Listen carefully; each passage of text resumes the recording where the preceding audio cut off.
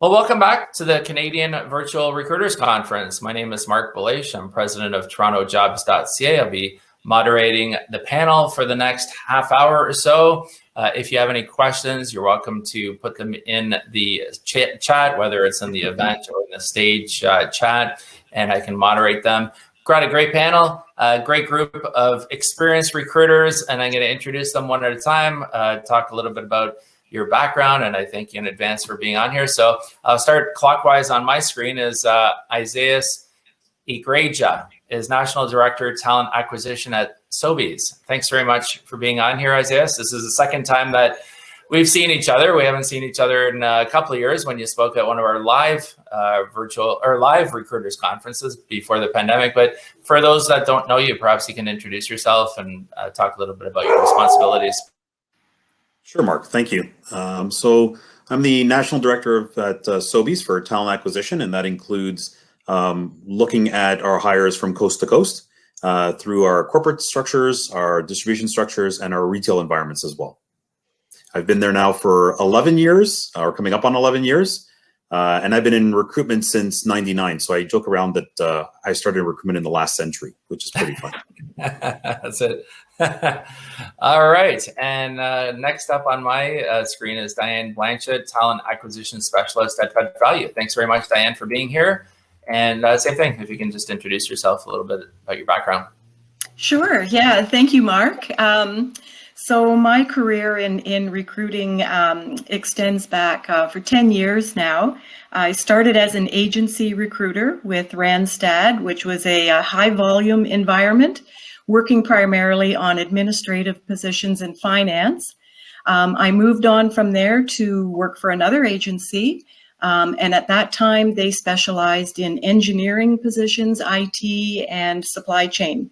So that really helped me get exposure to a wider variety of industries. And about that time, I came to the realization that recruiting had become my passion, but I wanted to work for a company as a corporate recruiter where I could really make a significant contribution to a company. So I'm currently with Valu as a talent acquisition specialist. So it's like a boots on the ground kind of a role, completely immersed in recruiting and all recruiting efforts on a day-to-day basis. I work on positions in every department across the company, and I've also worked on every position, so from entry level to VP level roles. And I've been with Valu for about 6 years now, and just wanted to wrap that up by saying I absolutely love recruiting. I love working with people. When people are faced with making such an important decision, like really your career and your job is some of the most important decision that you'll make in your life. And to be part of that process with people is exhilarating and very satisfying. And on the other side, helping a hiring manager find his ideal candidate is also extremely exciting. And that's why I love recruiting so much. Excellent. Well, thanks very much for being here, Diane. Great to hear from you. Lana Ilyina is Senior Talent Acquisition Specialist at Digital Recruitment. Thanks, Lana, for being here. Same thing, if you can introduce yourself, a little bit about what you do. Of course. Thank you for the introduction. Hi, everyone. I am Lana, and I am a Senior Talent Acquisition and Employer Branding Specialist with about 10 years of combined agency and corporate recruitment experience, including 7 years of experience sourcing and hiring technical talent. For the past 5 years, I've been driving the full cycle recruitment process within a global tech organization, hiring for all tech and non-tech positions across our offices throughout North America. I started my career as an agency recruiter, just like many talent acquisition professionals, after I graduated from the HR program. My first recruitment job included placing accounting and finance professionals with Deloitte and BDO. as well as placing regional and territory managers with various Canadian retail chains.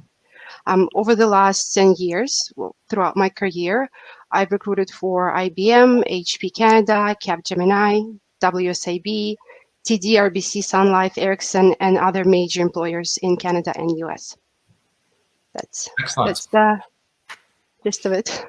Excellent. Well, thanks for being here, Lana. That's great. So I'll just go around to each of you, maybe talk a little bit about how, aside from the general as to what's happened with COVID in the last year, what changes have you had to undertake from a recruiting perspective? Obviously, more virtual recruiting, I take it, Zoom and so on. But what other major changes have you had? Maybe some things that you can share with the audience that they can take away and say, yeah, you know what, that's not a bad idea. Not competitive information, of course, but maybe Isaias, if you want to start. Well, we went through a lot of challenges in the last year at Sobeys. Obviously, with the toilet paper selling off our shelves way back in early pandemic days, and our stores adjusting to the restrictions that they had in place and trying to adjust in terms of how do you do interviews at stores and how do you do interviews in our distribution network, and how do we move more to virtually across areas of the business that maybe had never done them before. And we moved to virtual job hiring events where we actually did that for large events across the country for store openings. A year ago, I was asked and challenged to solve our recruiting issues that were happening live as pandemic times kind of kicked off in March of last year. And we launched a what we called a SWAT team to respond to the needs across the business. It started a year ago where we had 4 stores in the Quebec market that a teacher came back from vacation and spread COVID to 84 individuals within those 4 stores or families. And that's how we launched this SWAT response team. And we had to shift everything. And within 2 weeks, we had a team of redeployed or contract recruiters that came in. There was 49 individuals reporting into me that helped and responded to the challenges of the business. And that was a big shift for us from going, more store focused to being more centralized, and been very successful in that throughout the year. We hire about 61,000 people a year in our organization, which is a huge amount of individuals as part of this team. But we also saw spikes throughout the pandemic to be able to respond to that we had never seen before. And obviously, with those challenges that presented, the team stood up, and I'm very proud of what they had done. But it really shifted the way we looked at process and tools that we used. And like you said, Marc, going to more virtual interviewing where you're doing interviews through Zoom and other platforms that were easier for candidates needed to happen. So we tried to focus on candidate experience, but at the same time responding and helping our stores being successful. Great, good. Thanks for sharing that. Diane, how about with yourself? Yeah, I would agree with Isaias that change has happened to us as well, to transition from live interviews with candidates to doing it all virtually now. And so it's something that we had to get accustomed to very quickly once we all started working from home. But as time's progressed, we've gotten better at it. The hiring managers have gotten better at it, and the candidates have gotten better at it too. They're now more comfortable with it. I think we've all reached that level of comfort with the virtual recruiting, and I am seeing that. I think that that's something that is going to stay with us once the pandemic gets more under control. And we move back to things being relatively normal, that the virtual recruitment will still have a place in what we're doing. Then the other thing that we've had more has come to more prominence recently with Pet Valu is the diversity, equality, and inclusion. We're putting together some initiatives on that, and I think recruiters really lead the charge with that because we are the face of the company. We're on the front line. So I think that everything that the seeds of that have been planted in 2019 and 2020 are going to come to fruition this year, I believe. So that's another thing that we are preparing for, and that we are making sure that we lead the charge on that for our company.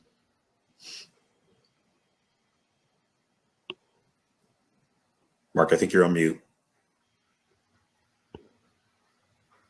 Sorry about that. Thanks, Diane, for sharing that.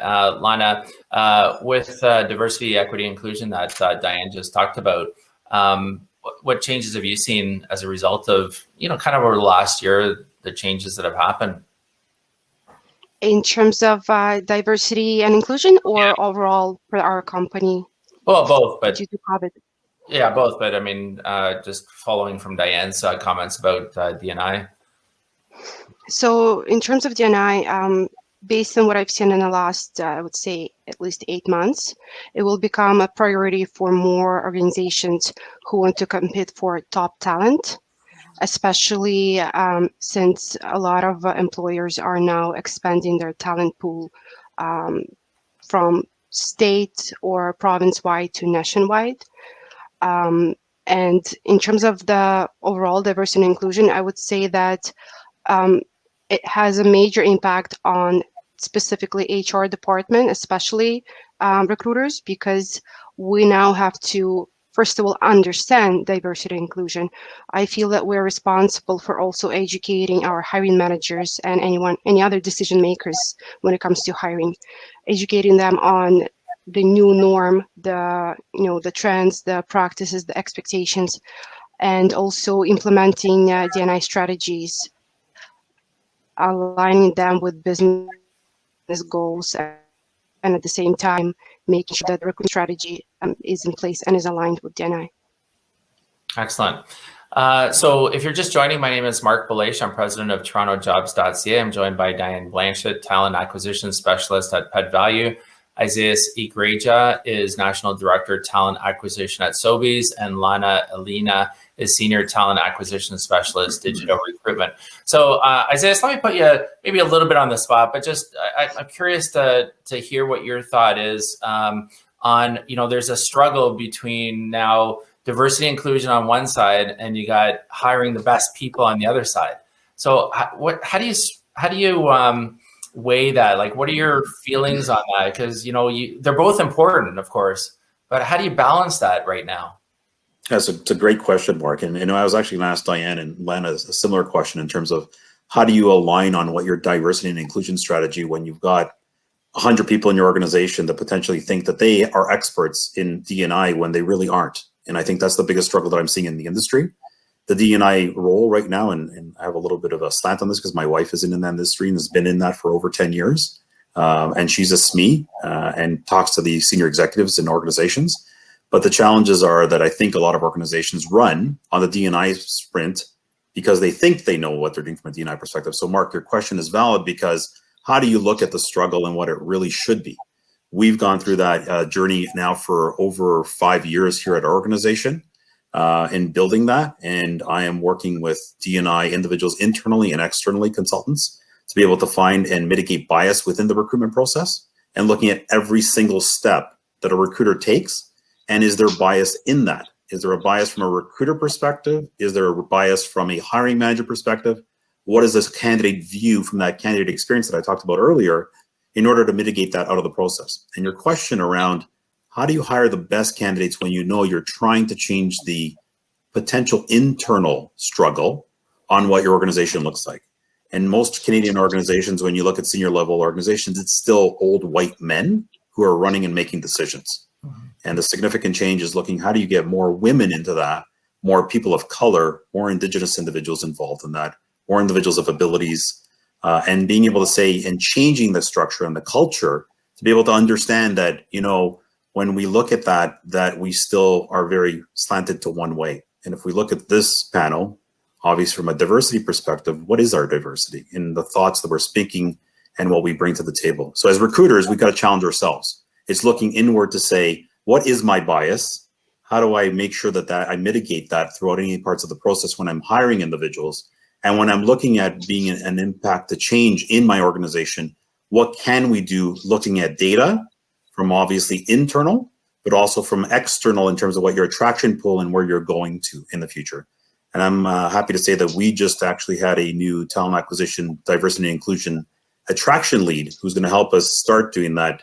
That just started on my team this week, actually. So that's where you look at your internal team and how can I help and support. So I'd love to hear Diane and Lana's thoughts on that within their organizations as well. Right, yeah, Diane, Lana, any comments? Yeah, I would have to say that for Pet Valu, it's a brand new initiative for us. So at this point, we aren't as far down the road as Isaias is with Sobeys. We are gathering information right now and reaching out to experts in the community so that we can get off to a good start. It's a program that we want to make sure we get it done right, right from the beginning. So we are just right now in the initial stages of getting all of that put together. So Diane, if somebody's watching right now and they're thinking about, what do I do? Where do I start? Who would I reach out to?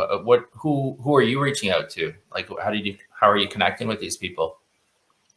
So you mean connecting with the subject matter experts? Yes. Yeah. So we have one of our managers in HR is actually leading that. So I'm not sure exactly who she's reaching out to, but I know that that's one of the tasks that's that she's taking care of. Right. Lana, how about yourself? What are you guys doing there? I would say that I'm on the same page with Diana because for my company, Trapeze Group, we are just in the beginning stages of implementing our D&I strategies. So for the past few months, I've been collecting information, doing my own research, attending as many as possible diversity and inclusion webinars, seminars, researching the databases and different diversity and inclusion different job boards specializing in diversity and inclusion. I've put together a plan that I shared with our HR senior leadership, and at this point I am waiting for an update or feedback. So we haven't implemented any major strategies at this point. What we started with is we made sure that our recruitment practice will involve at least one female person on the hiring board. So if the recruiter responsible for closing your requisition is not female and the hiring manager is not female, then we try to make sure that at least one female, either from the HR department or the team hiring for the position, is involved in the interview process. So that's just one of the little steps that we made so far that I could give as an example. Excellent. And maybe switching to a different topic, what do you think is the biggest challenge right now that you face, that recruiters in general face, that your team faces? Open to anybody, really. Diane or Isaias, Lana? I guess I can go first. I would say one of the major challenges in terms of talent acquisition is getting used to remote interviewing versus on-site interviewing. Same goes for onboarding new employees, training new employees, helping them interact with their team remotely, and helping them, get familiar with the company, with the managers, and kind of experience the culture without actually being in the office, without, making any significant moves that would impact the talent acquisition in the long run.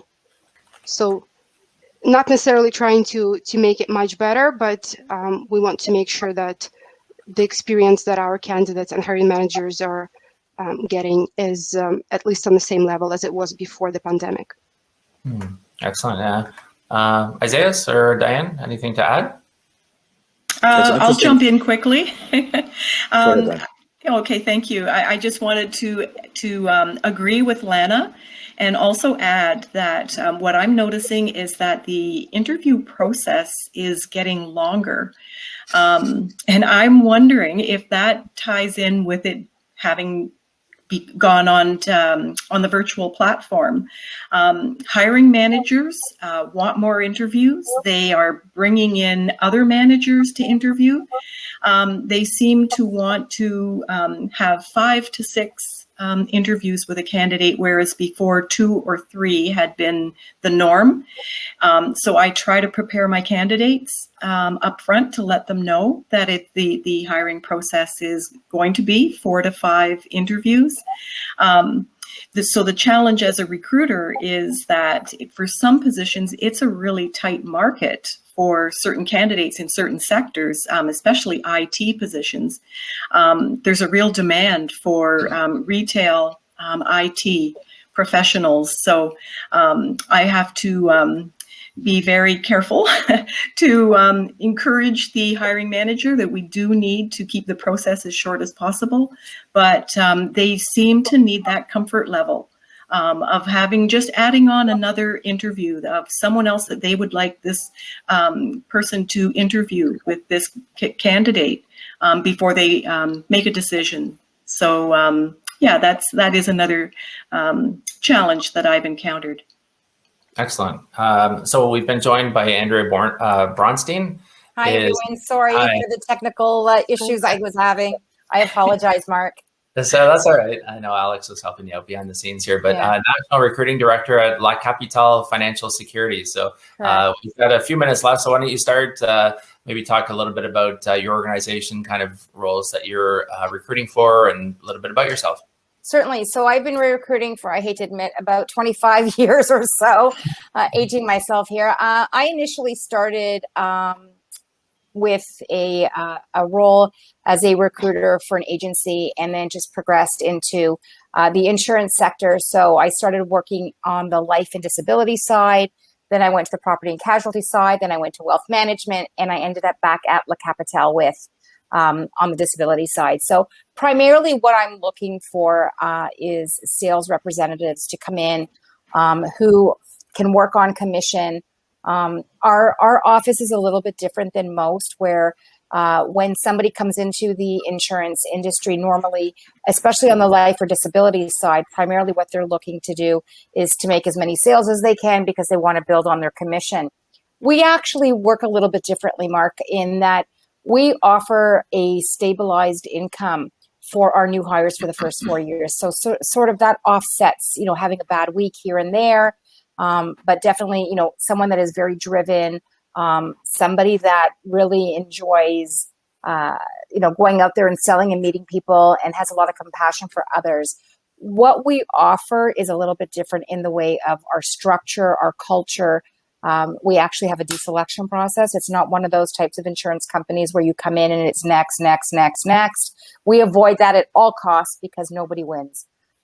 We want to hire winners. We want to hire overachievers. We're looking for people. I was watching a video today and they put it into a perspective, really. I'm talking to people. I'm going to ask them, have you ever had a speeding ticket?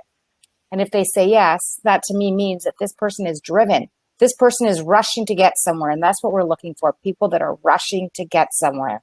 And so to me, that means a successful candidate, someone that's going to come in and do what it takes to get the job done and grow their business so they can be successful, not just for themselves, but for their families. So what we do is we offer income replacement to people that are really unaware that it's available to them. Whereas these large conglomerates like, the Amazons of the world and the Googles of the world can offer that to their employees. Our people are self-employed. And for that reason, we go out and we work with a very niche market of people that are in the trades, people that have their own businesses, whether, if it's a small business, so that they can have the income protection that they need should anything that is unforeseen does happen to them or their families. We also offer a COVID policy, which nobody else offers right now. So we've got a lot of great things that we offer as an industry. And, our rates are very competitive, if not better than most. Excellent. Well, great. So we've got just a few minutes left. Sorry for coming so late, Andrea. But so kind of open to anybody on the panel, and that is, what's your number one issue right now? Like, there could be everything from shortage of candidates, technology, culture, interviewing, training your line managers to do virtual interviews. There's a whole multitude of things. But what would you say is your number one issue? Isaias? with us. I think it's overcoming the objective of working on a commission basis. I don't think that everybody really understands it or gets it. And I think that it's really about finding that right person that has the belief in themselves that they can do this. Because at the end of the day, you know, if you're not a doctor or a lawyer or an accountant, they say be in sales because you're the driving force behind your success. So, you know, the people that work hard for us do extremely well. So finding commission-only candidates for you, Isaias. How about yourself? What would you say is your number one issue? No, I'd say, you know, I think, Marc, you started the conference off with us talking about the outdoor, you know, the market in Canada. And you talked about, you know, the hottest market in Canada is Quebec, one. And you talked about the hardest city in Canada is Victoria. So I think those are the two biggest markets for us in terms of challenges that we face, not only from a retail perspective, but also from a corporate perspective. You know, I heard Lana talking about, you know, her IT experience, and Diane talking about her IT experience and the challenges in finding those skilled individuals. Those would probably be two very hot markets on the West Coast, and then in Quebec, in Montreal.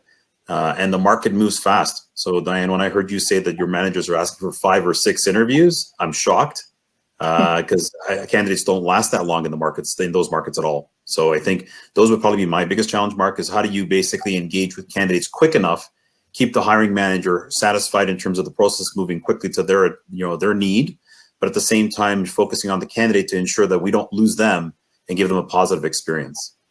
Perfect. Lana, what's your number one challenge right now? I would follow up on the most recent comment, because for us the main challenge as a global technology company is to compete for top performers or top technical talent in North America, and try to win the candidates over when they have other opportunities with major or tech giants like Amazon, for example, that would definitely have a stronger employer branding or employer awareness and sometimes better compensation. So the second challenge that's related is to keep our top candidates interested and available while the hiring manager is taking their time with making a decision or interviewing other candidates. So I would say that's the second main challenge, keeping them available or making sure that they are available by the time I'm ready to make an offer. Sounds great. And I think your dog wants to go outside behind you there. So, all right. Well, thanks, Lana. So we just have a couple minutes left here. Real quick, anybody want to add anything to anything? Share less than a minute to go. Anybody want to throw something out there? Something that take away for people watching, other recruiters watching? Sell yourself on your resume. Like really sell yourself. And if you're looking for a sales job, put numbers in there. What have you done? What do you bring to the table? You know, have you increased sales over the last little while? Marc, I'd say for recruiters that are listening, I'm assuming there's a ton of recruiters that are sitting on this, yes, is to stay ahead of the curve. So a lot of us talked about technology and making sure that you obviously know what's out there from a recruitment perspective. There's a lot of great tools out there. And the one thing I would suggest for whatever organization is listening as well, that don't overcome your process with the technology pieces, with multiple pieces. Try to find an all-encompassing one so that you don't have a process that's using different pieces at different stages. The smoother the process for the recruiter, the easier it is to make more efficient processes for them. Yes, good point.